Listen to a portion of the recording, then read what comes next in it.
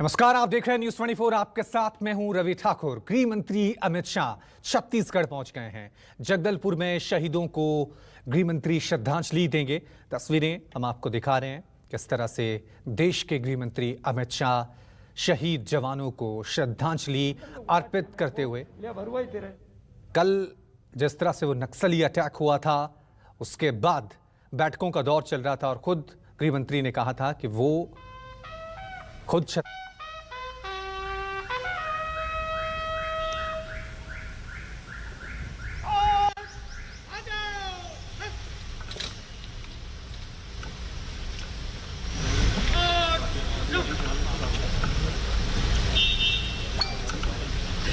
अरे यार उसको पीछे करवाना तो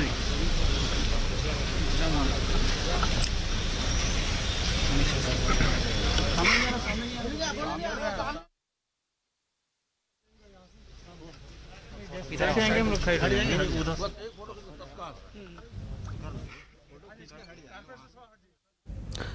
तस्वीरें हम आपको दिखा रहे हैं छत्तीसगढ़ के जगदलपुर से, जहां पर देश के गृह मंत्री देश के 23 शहीद जवानों को श्रद्धांजलि अर्पित कर रहे हैं। 3 अप्रैल को नक्सली और सुरक्षा बलों के बीच मुठभेड़ हुई थी।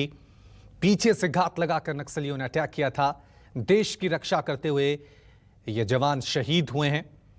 इसके बाद हाई लेवल मीटिंग भी की गई थी और कहा गया था कि जवानों की शहादत बेकार नहीं जाएगी, इसके खिलाफ सख्त से सख्त एक्शन लिया जाएगा।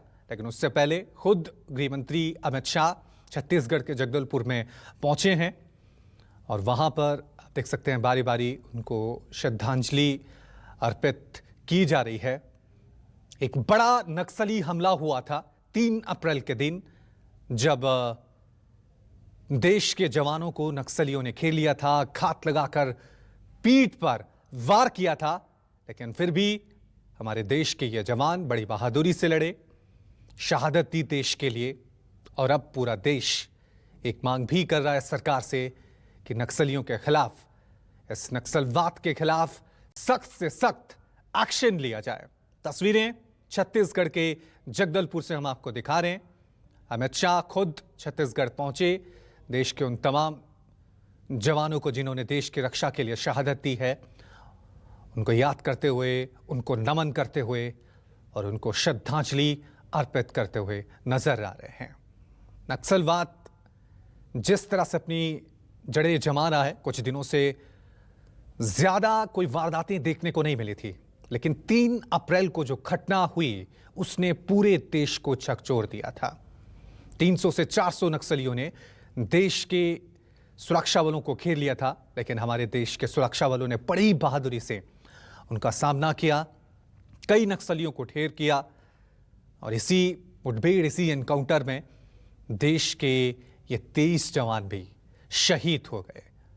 और आप तस्वीरें देख रहे हैं जगदलपुर की, जहां पर पूरा देश गमगीन आंखों से देश के इन जवानों को श्रद्धांजलि दे रहा है, याद कर रहा है, नमन कर रहा है। देश के गृह मंत्री अमित शाह खुद वहां पर पहुंचे हैं और इन जवानों को श्रद्धांजलि वहां पर दी जा रही है। लेकिन बड़ा सवाल यही कि देश से नक्सलवाद कब खत्म होगा, कब तक हमारे देश के जवान पीठ पर यूं ही नक्सलियों का वार सहते रहेंगे।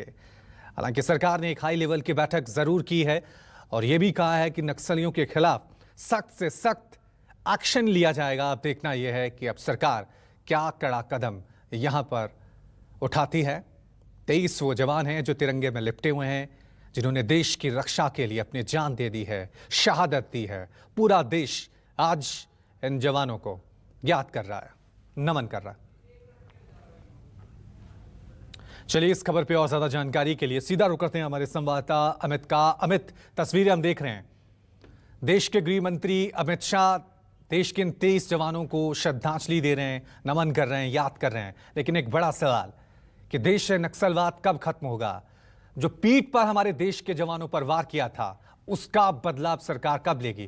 क्या एक्शन और प्लान है आगे सरकार का? ये देखिए, निश्चित तौर पर एक आप कहें तो एक शहादत का मौका है। खुद गृह मंत्री, वहाँ पे मुख्यमंत्री भी है, मौजूद बड़े अधिकारी हैं और निश्चित तौर पर जिस तरह से हमारे बहादुरी से लड़ते हुए जवानों ने अगर आप कहें तो बड़े ऑपरेशन को अंजाम देना था। हालांकि एक बड़ी क्षति हमारी तरफ से भी हुई है।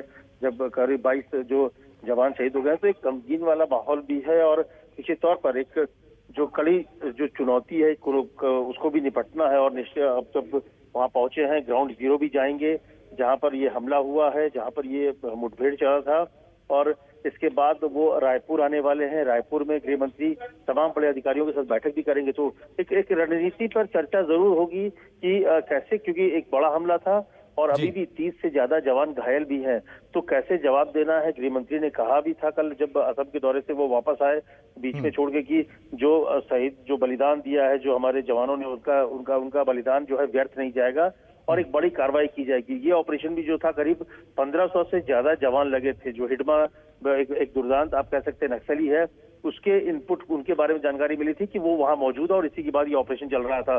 तो इसके बावजूद जब चारों तरफ से घेरने के बाद भी हमारे जवानों ने बहादुरी से लड़ाई लड़ी, करीब 15 से 20 से ज्यादा नक्सलियों को मार गिराया और इस बड़े हमले में हमारे जवानों को भी नुकसान हुआ। लेकिन निश्चित तौर पर इसको लेकर एक बड़ी रणनीति बन रही। कल शाम को भी बड़ी बैठक चली थी, मैराथन बैठक चली थी, खुद गृह मंत्री ने बैठक की थी, समीक्षा की थी हालात की, और खुद सुबह पहुंच गए हैं ग्राउंड जीरो पर, न सिर्फ जो वहां पे जवान है उनका हौसला अफजाई करने के लिए, लेकिन साथ ही साथ किस तरह से आगे आने वाले समय में इस पूरे नक्सलिज्म को लेकर जो, क्योंकि अब अगर आप देखें तो ये सिमट कर जो दंतेवाड़ा, बीजापुर और इस तरह के इलाकों में आकर सिमट गया है, जो पहले छत्तीसगढ़ के बड़े इलाके, आंध्र इलाके और भी इलाकों में था।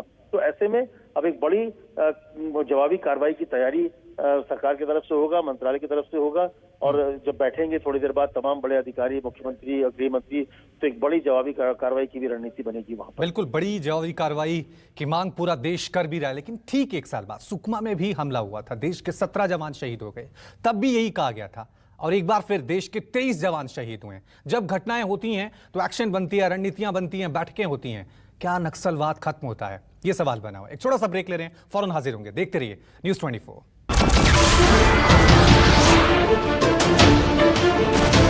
नमस्कार, मैं हूं मानक गुप्ता। अगर आपको हमारा ये वीडियो पसंद आया हो तो इसे लाइक और शेयर जरूर करें, और हां, हमें सब्सक्राइब और फॉलो करना ना भूलें ताकि आप देश और दुनिया की कोई खबर मिस ना करें। तो जुड़े रहिए हमारे साथ और देखते रहिए न्यूज़ 24।